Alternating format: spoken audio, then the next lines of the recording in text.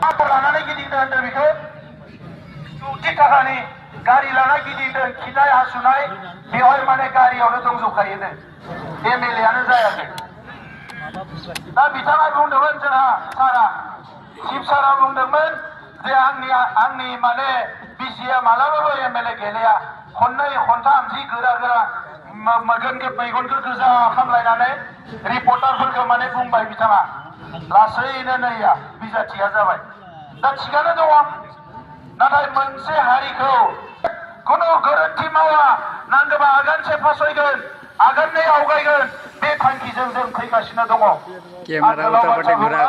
दतमानि आइ आफा रायजो राजाखौ गोसो गोरबोजों खुलुमदों सिबिदों बिनिखायनो आङो दिनै उदालगुरिनिफ्राय एकदम जोबोद स्पिडआव बेसिम फैदों जे दतमानि रायजो राजा दतमा होनना बुङोबानो जोंनि बिखायाव नाङो जे बर'नि बियो मैखोम जायगा नोंथांमोननि सायाव रावबो गोनो गोथो जानो नाङा जोबोद 9 तारिखआव ट्रेक्टरनि सावगारियाव राजु नार्जारिनो भट होनानै इउपिपिएल खौ गोख्रों खालामनांगोन आरो हारिनि जेंनाखौ फोजोबनांगोन फिन खेबसेबो इउपिपिएल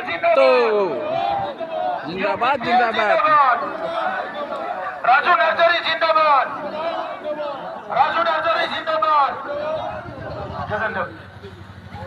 तो अभी मेरा चैनल इतने में समाप्त करूंगा। आप लोग मेरे चैनल पे बने रहेगा। उस तक के लिए आज्ञा दीजिए। जय हिंद।